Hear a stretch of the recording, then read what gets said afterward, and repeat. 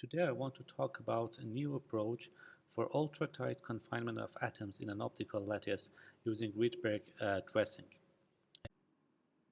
The primary enabling technology in atomic quantum processors is the coherent control of the position and motion of atoms by laser. And the underlying mechanism in conventional optical lattices is the AC-Stark shift of atomic levels formed by far-off resonant laser fields. Um, the diffraction limit, which is about the wavelength of the light, is what determines the scale and spatial resolution of such optical potential landscapes. So this fundamentally limits the optical manipulation of atoms, affecting some of the quantum technology applications. Tight confinement of atoms in conventional optical lattices requires extensive power, like the spatial width is inversely proportional to the quadruple root of the laser intensity, and the drawback is the loss of coherence due to the enhanced scattering. And here I propose to use nonlinear response of Rydberg-dressed atoms to the intensity of a standing wave driving field to form an ultra-narrow trapping potential. And in two atom bases, the rapid twist of eigenstates composition at a specific light intensity of a standing wave forms the sub-wavelength resolution. Uh, we can have sub-nanometer trap width here, and unlike the conventional optical lattices, here the interaction-induced potential is a quantum effect with magnitude proportional to h bar. Another advantage of this new scheme is the spatial correlation that is formed by the interaction between two atoms, which provides a phononic path for all-to-all connectivity via the sideband excitation, similar to ion trap counterparts. Let's talk about some of the characteristics of this potential. To give a simplified picture, I assume that the first atom is pinned to the origin, not moving, and then I plot the interaction as a function of interatomic distance, and you can see in blue lines of figure A how the teeth of this optical lattice. The profile, the plateau-type profile, is the known Rydberg dressing interaction if both lasers were homogeneous. And the red line here shows the trapping, the standing wave laser, that is where omega 2 is scaled by 2 delta. So at the nodes of this standing wave, we're going to have resonance and we're going to see very sharp trapping teeth. Figure B shows the sensitivity of these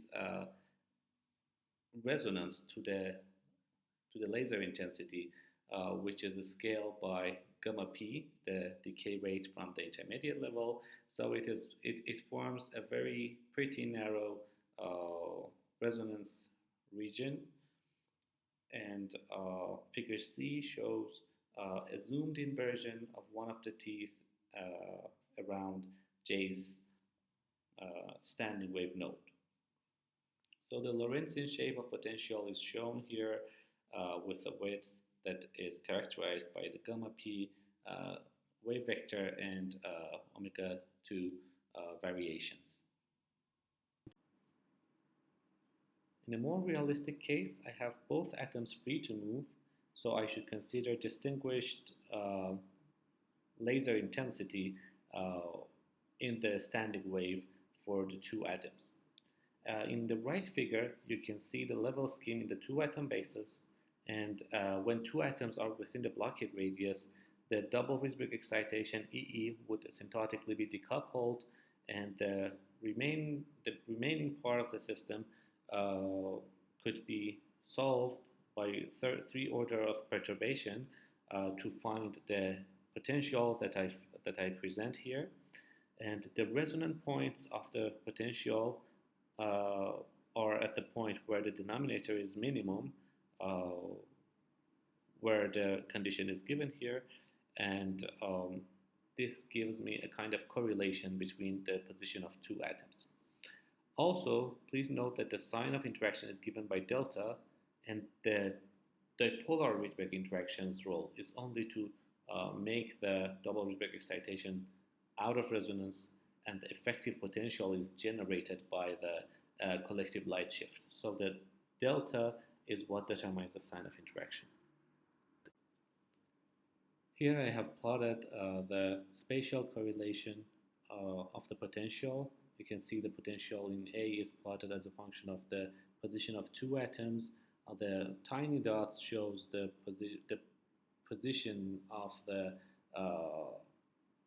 trap depth, and figure B is plotting the resonance condition, where you can see that the blue dots, the actually black dots at the center resemble the places that we expect to have the lattice sites. Figure C shows the correlation for a case that the first and second atoms are trapped within ith and jth atom and jth nodes, and the inset shows a diamond, which with a diamond shape is a cross section of this trap potential, which reveal the type of correlation that the position of two atoms have with each other. Also, the ground motional state is calculated using mean field approach with imaginary time evolution technique. You can see that it is well localized within the width, Lorentzian width. The origin of the enhanced interaction can be traced to a two-atom resonance that occurs in the presence of a strong interaction. Considering the laser coupling of two interacting atoms plotted in figure A, for the case that omega 1 is much smaller than omega 2, the two-atom Hilbert space would be organized in three subspaces that are coupled by weak omega 1 laser. These subspaces are the ground state, the one excitation case that are shown by green boxes, and two-atom excitation states shown by the yellow box. The strong coupling omega 2 of omega 2 mixes the states in each subspace. So by pre-diagonalizing the subsystems, we can find the light shifts that are experienced by the eigenstates, as shown in figure B, right figure. In the second subspace, you can see that diagonalizing it would result to eigenenergies that won't get in resonance with the ground state, but for the S3, for the two-atom excitation, at large interactions, the doubly excited Rydberg state EE decouples asymptotically, and the eigenstates would be presented by lambda 0, lambda 1, lambda plus minus, and lambda minus get in resonance at the resonant condition that we saw before. And at that point, we have a strong interaction. In tuning the interaction parameters, we should note that the main source of decoherence in this system is the spontaneous emission from the Rydberg and intermediate state. As I mentioned earlier, the resonance at the position of the resonance, the two-atom excited states get in resonance with the ground state, which enhance the population of these short-lived states. So effectively, the loss profile follows the interaction profile with an interaction to loss ratio of delta over gamma p. And the other important point is that we can tune omega 1 over omega 2c to make the interaction constant. So here in these figures, I consider the case that the maximum loss at the peak of the potentials are 1 Hertz per atom. You can see that if I have omega 2c of 10 megahertz, I would expect 1.7 kilohertz interaction between each two atoms. So this would scale with the number of atoms within the soft core. So in 1D, if I excite to 100s, I expect 77 kilohertz trapping potential for each atom, and in 3D lattice, I expect 37 megahertz for experienced by each atom. Also, the trap width would be calibrated by the omega 2SW. So the variation of the dressing of the standing wave laser, and you can see that by increasing this, we can go to very small widths. In the background, you can see the picture of physics department where lots of interesting physics happening at the moment.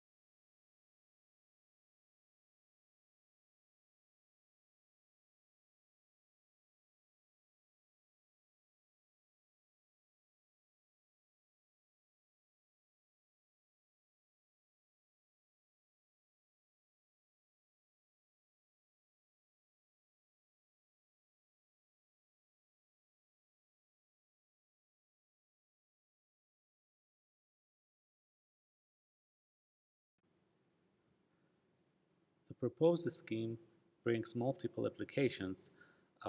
First of all, it forms a phononic bus for all-to-all connectivity, as discussed before. Also, since we have ultra-narrow teeths, if we use time sharing, by which I mean that we stroboscopically shift the standing wave over time, it would form a lattice with much smaller lattice constant, which is quite demanding considering the current power shortage for lattice scalability. And also, ultra-narrow barriers could be formed by simply changing detuning, and this would have applications in chronic penny lattice model, in making three-dimensional perfect box traps, and in realizing thin tunnel junction for atomtronic devices. And last but not least, there is a new Rydberg-Fermi interaction model, which requires the atoms to be frozen at the last lob of a central Rydberg atom. And the presented lattice model is an asset for the Rydberg-Fermi technology. And at the end, thanks for your attention.